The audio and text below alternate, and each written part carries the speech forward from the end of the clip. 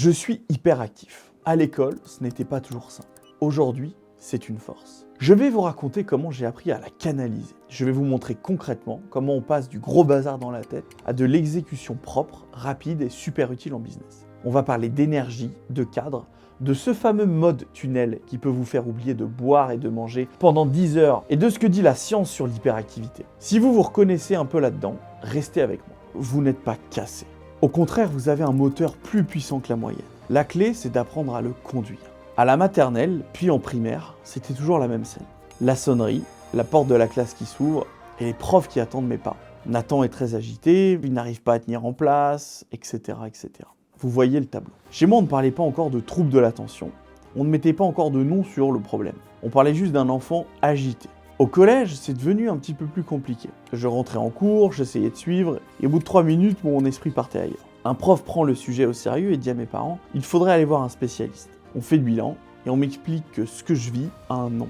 Le TDAH, le trouble du déficit de l'attention avec hyperactivité. Et on me fait passer des tests. Je me souviens d'un chiffre qui m'est resté, un QI de 122, avec des coefficients très forts en français et en expression orale. Ce n'était pas un problème de capacité, c'était un problème d'attention. Le test a surtout montré que j'étais branché sur du 220 volts en permanence, que j'avais tout pour réussir, mais rien pour me concentrer. C'est là que tout a pris sens. Je vous dis ça pour une raison simple. Le TDAH, ce n'est pas une exception. C'est beaucoup plus courant qu'on ne le croit. Les études internationales situent sa prévalence entre 7 à 8% de la population. Autrement dit, vous en avez forcément un autour de vous, et peut-être même que vous vous reconnaissez. À ce moment-là, je ne ressens ni honte ni colère. Le diagnostic ne m'a pas collé une étiquette, il m'a donné une carte. On pouvait enfin nommer ce qui se passait. Et surtout, on pouvait agir. Le premier jour où j'ai commencé mon traitement, j'ai senti une différence radicale. Physiquement, mentalement. C'est comme si quelqu'un avait baissé le volume du bruit intérieur. Très vite, tout le monde autour de moi avait l'impression qu'il y avait deux Nathan. Sans traitement, très agité, la tête ailleurs, incapable de rester assis. Avec traitement, le Nathan sérieux, la machine à travailler. Le matin à l'école, mes potes savaient en 5 minutes si j'avais pris mon médicament ou si je l'avais oublié ce jour-là. On parle souvent de dopamine quand on évoque le TDAH parce que c'est l'un des acteurs clés du trouble. C'est un messager chimique du cerveau, un neurotransmetteur qui intervient dans le système de récompense. Quand on fait quelque chose qui nous apporte du plaisir ou qu'on atteint un but, la dopamine se libère. Elle sert à motiver. Elle dit au cerveau « Tiens, ça c'est intéressant, on recommence ». Quand son équilibre est perturbé, comme c'est souvent le cas dans le TDAH, on a du mal à rester concentré sans stimulation immédiate.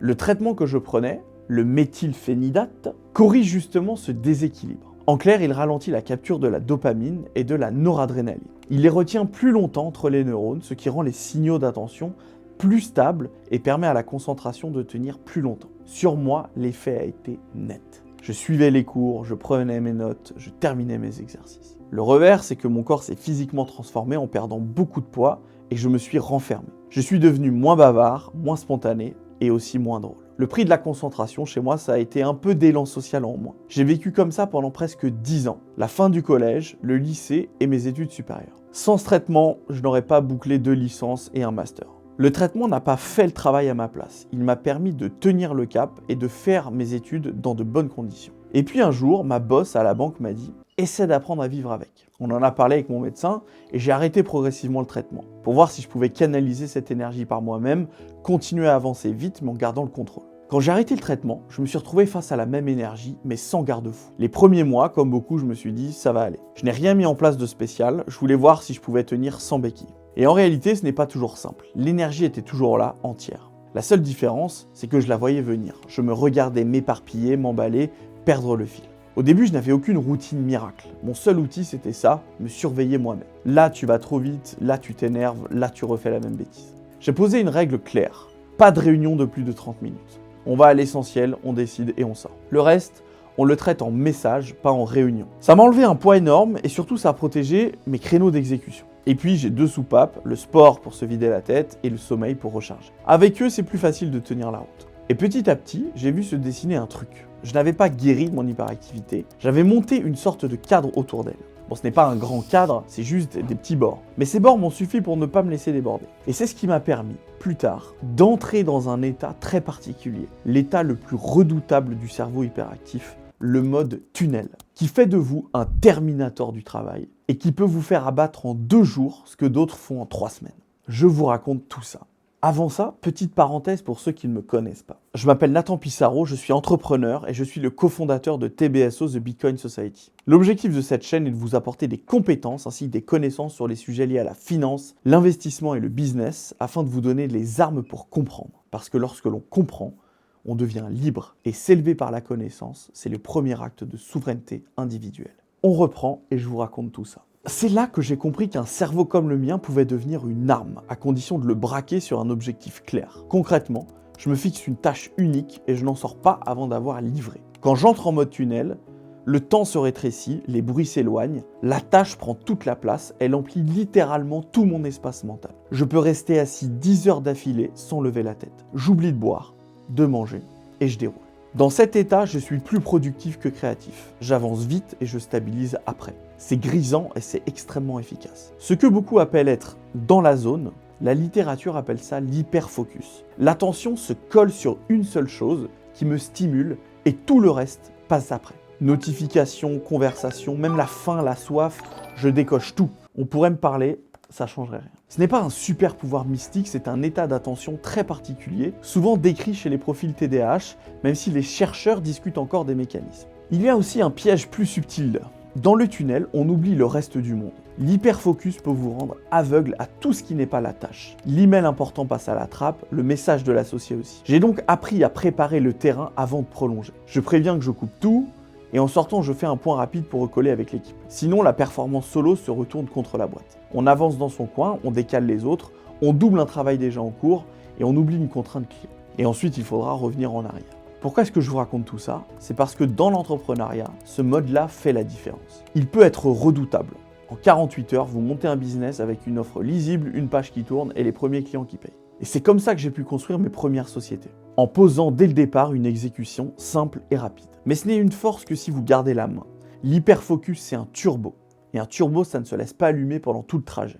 L'hyperactivité vous donne de la vitesse. Et elle vous le fait payer aussi d'ailleurs. Tout ça a un coût. D'abord, c'est la fatigue. Quand je pousse le tunnel trop loin, le lendemain, je suis rincé. Je n'ai plus l'étincelle, je traîne, je m'agace pour rien. Et si je continue dans cet état, je peux faire des bêtises. Ensuite, ce truc que je dis souvent, c'est que je me fatigue moi-même. Mon cerveau est toujours en hyperactivité. Il réfléchit à tout, procrastine énormément jusque tard dans la nuit. Il saute d'une idée à l'autre, il lance 10 pistes alors qu'il faudrait finir la première. Et parfois, ça crée d'autres problèmes. La procrastination. Pas la flemme, mais la version TDAH de la procrastination. Je commence 3 trucs en même temps, et puis ce qui n'a pas de relief, je le repousse à plus tard. Il y a aussi des effets collatéraux. Parfois, mes proches n'entendent plus parler de moi pendant plusieurs heures ou plusieurs jours. C'est là que j'ai compris que la performance isolée peut coûter plus cher que ça ne rapporte, et qu'elle n'a de valeur que partagée. Expliquer où je vais, dire quand je reviens, et accepter qu'on me freine. Et puis il y a la vie à deux. Ce mode de vie n'est pas simple à partager. Il faut que le partenaire accepte les horaires qui débordent, mon attention qui disparaît tout d'un coup au milieu d'une phrase. C'est un petit peu les montagnes russes.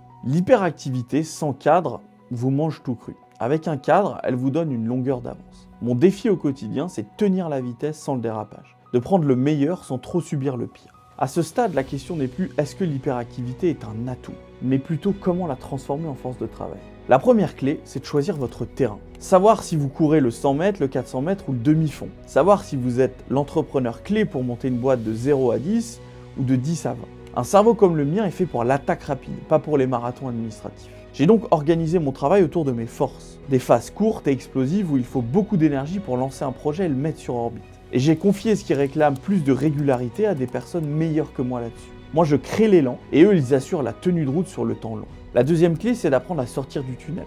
Entrer, c'est facile. Sortir, il a fallu l'apprendre. Couper son effort, aller faire du sport, ça paraît bête, mais à un moment donné, il faut aller se nourrir et manger. Il y a aussi une vérité simple. On n'optimise pas un défaut, on le cadre. J'ai arrêté de me raconter que demain je serai quelqu'un d'autre. Je suis pas comme ça. Je ne suis pas un cas isolé, loin de là. Beaucoup d'entrepreneurs qui ont commencé avec un moins sur le papier à l'enfance en ont fait un plus. Ils n'ont pas cherché à soigner cet handicap, mais à l'apprivoiser pour en faire un levier. Prenez par exemple David Neeleman, le fondateur des compagnies aériennes JetBlue, Dazul et Breeze. Pour lui, aucun doute, il n'aurait pas réussi sans son trouble de l'attention. Son problème numéro 1 depuis l'enfance, c'est l'éparpillement. Son esprit part dans tous les sens. Au lieu de lutter contre, il en a tiré parti. D'abord, il s'est entouré de gens capables de le freiner lorsqu'il s'emballait, des gens qui le contredisent et qui complètent ses angles morts. C'est ce qui lui permet d'aller vite sans partir en vrille. Ensuite, il a simplifié tout ce qu'il touchait. Des tarifs lisibles, un service clair, des décisions rapides. Résultat, des compagnies aériennes montaient très vite, tenues par une expérience client tellement fluide que le reste de l'industrie a dû s'aligner.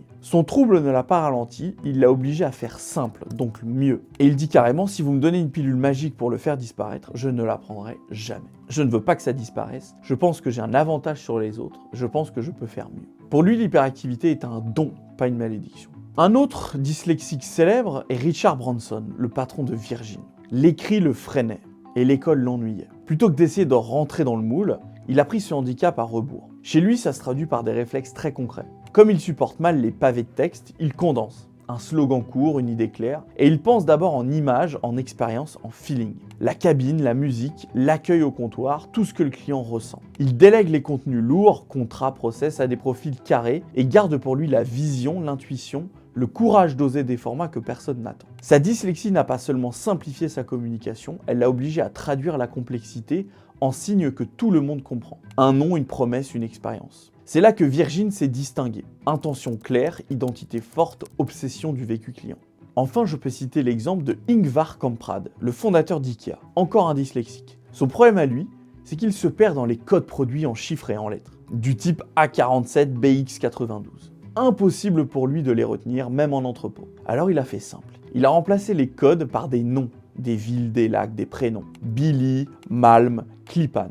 Du coup, lui et ses équipes mémorisent mieux les références, les clients retiennent les produits sans effort, et ça crée une identité de marque immédiatement reconnaissable. C'est l'exemple parfait d'un handicap transformé en système devenu signature mondiale. Et la recherche commence à le confirmer. Une étude de la Bayes Business School montre une incidence plus élevée de la dyslexie chez les entrepreneurs que chez les managers, avec des stratégies de compensation, comme la délégation, qui deviennent des compétences de dirigeants. Côté TDAH, des travaux publiés dans Small Business Economics montrent que certains symptômes sont associés à de meilleures performances quand l'énergie est canalisée par la passion d'exécuter et de faire grandir l'entreprise. Ce que ces histoires racontent, ce n'est pas uniquement du storytelling d'entrepreneurs, c'est un mode d'emploi face à une difficulté de départ. D'abord, on met un nom dessus, puis on dessine une stratégie autour, et on en fait une qualité business. C'est là-dessus que j'aimerais insister.